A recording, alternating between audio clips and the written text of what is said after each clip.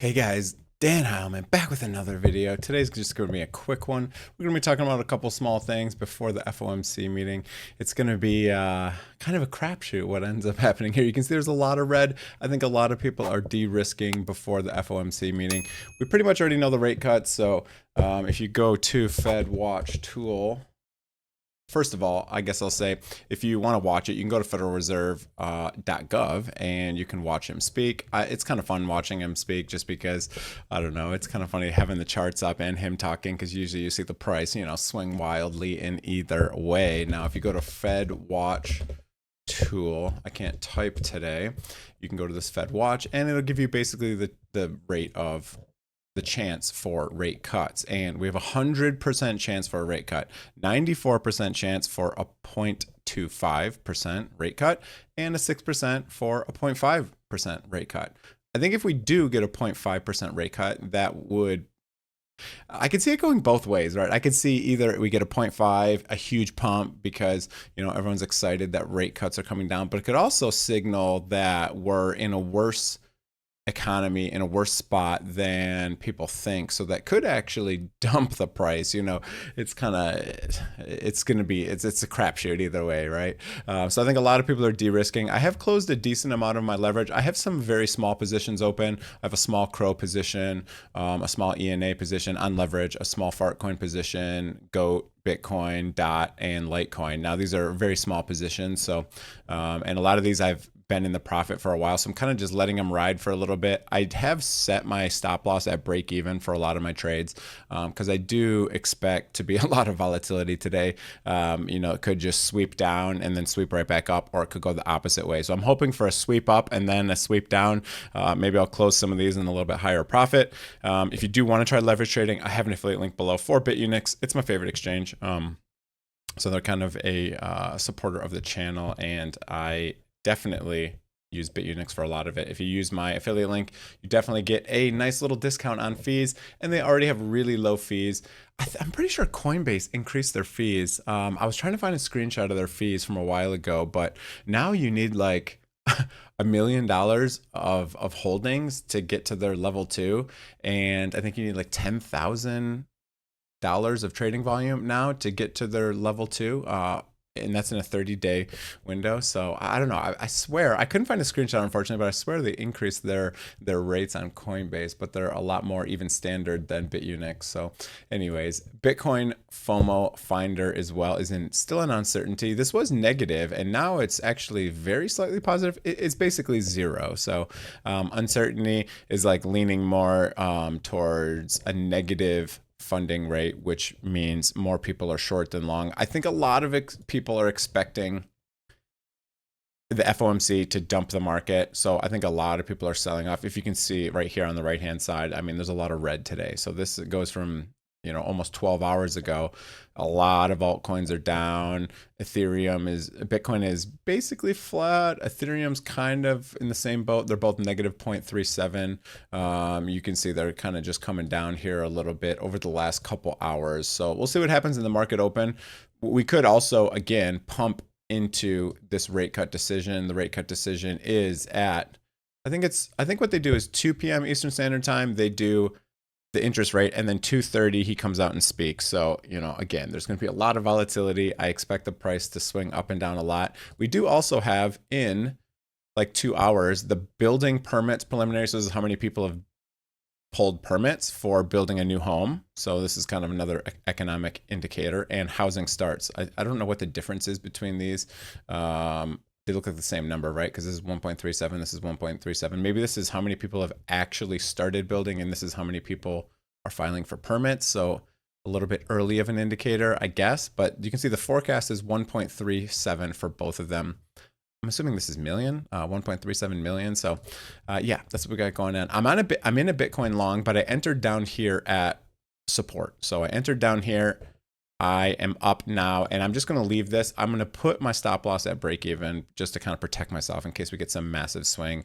But I'm kind of hoping we get a pump into it. Another thing that we have coming is the bear moon.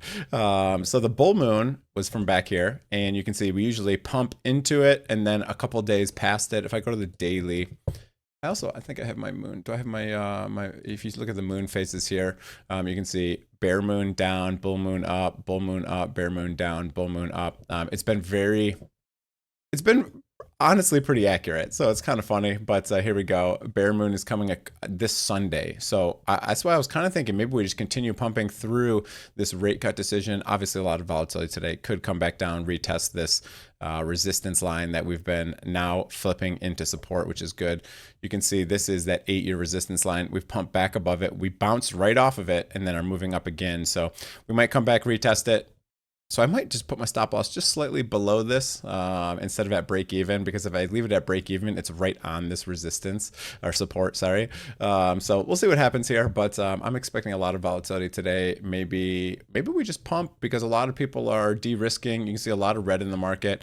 The only thing I noticed that looks kind of attractive to buy was Crow. So I opened a Crow position this morning and we have some bullish divergences. We have the cycle indicator telling me that the low it is low confidence, so that doesn't quite mean too much, but it kind of looks like Crow is a little bit bottomed here after a nice little pullback. So Crow, with all the stuff going on with Trump, there's also some random speculation I heard from a coworker that I have no idea if it's true with Crow, but let me pull up stocks here. If we go down to the bottom, there's some speculation that this Yorkville Acquisition Corp, MCGA is the ticker, might be merging with DJT, and they're going to form some sort of a Crow strategy. So I have no idea the validity of that. It's total rumors by one of my coworkers.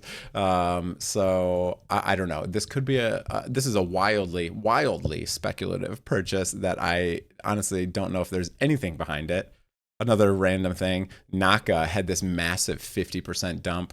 This is a Bitcoin treasury company. I tried to purchase some on Fidelity at 1.23 yesterday, but Fidelity was like, you can't buy this online. I didn't even know you could call to purchase stocks at Fidelity, but I'm kind of a little bit bummed because it's up 20%. Can you see it? Yeah, there you go. It's up 21% and it's up even more in the pre-market. So I'm kind of bummed I wanted to pick up an order just because it was like a massive dump. I mean, it was down like, right here, 66% basically in one day. I think it's something with a merger and they're doing something with Metaplanet, etc. But I just wanted to buy. I like buying these huge dumps because usually you get a nice little, at least dead cat bounce. Usually you at least sometimes fill the gap. So that would have been, if I would have got in at 125-ish, I mean, that just filling the gap is 122% gain. So I was looking for a quick trade there, but I couldn't get into Fidelity. I don't know why. I think maybe they limit buys when they're dumping really hard. You think they wouldn't limit buys. You think maybe they limit sells. But anyways, I guess you can't really limit sells, but they didn't want people to get in. They're probably too risky. You had to call them to do it. So I wanted to get into that, couldn't get into that. So I was a little bit bummed. ENA is another one that I just opened a small, very small leverage trade long, just because it's been dumping as well. This one has been a great performer, but it's just been dumping like crazy. And Camel Finance Indicator tells me that there is a low probability 4-hour cycle low.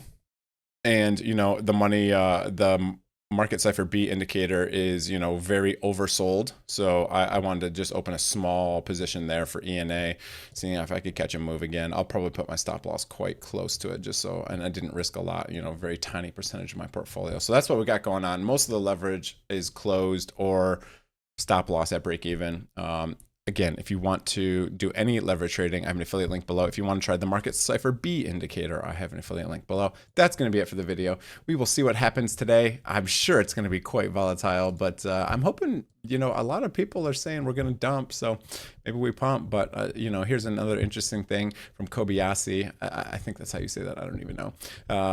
In 20 out of the last 20 times the Fed has cut rates with the S&P 500 at record highs, stocks ended higher 12 months later. That's kind of an interesting stat because my base case is kind of that stocks are going to go into a bear market next year. Now, 12 months later, that's a long time. I mean, that's like almost through the end of 2026. So I find it kind of hard to believe, but I don't know. We'll see. It says 20 out of 20 times. Again, history is usually a good gauge, but it never repeats fully. Another thing though, however, 11 out of the 22 times this happened, stocks ended lower 1 month later. So that would kind of go with a lot of people saying, you know, we're going to have a bloody September, and then, you know, October, November, December are going to be very bullish. But I find that hard to believe that the bull market would last a whole nother year. That's definitely not my base case. I was thinking we're going to see a bear market next year, and I'm going to be looking to get out of stocks and crypto for the short term, and then wait for the bear market. You know, again, in principle, it sounds like a great idea, but in practice, it's much harder to do. Another thing, I just put like a quick poll on the channel saying, what do you guys think today? Pump or dump? And you can see 70% are saying dump, 30% pump. Now that's literally 10 people. So I don't have many people following my account, so I don't get much. But yeah, that's going to be it for the video. Hope you guys enjoyed it. If you did, hit the like, hit the subscribe button. We will see what happens today. Futures is a little bit negative today. It's basically nothing today. It basically has done nothing. So that's going to be it for the video. I really hope you guys enjoyed it. If you did, hit that like, hit that subscribe button, leave a comment below. It really helps out the channel, and affiliate links below are the best way to support the channel, and they help you out. They give you nice little discounts. Almost all of those affiliate links below. So appreciate it. Have a great day and good luck out there. Stay safe, guys. See ya.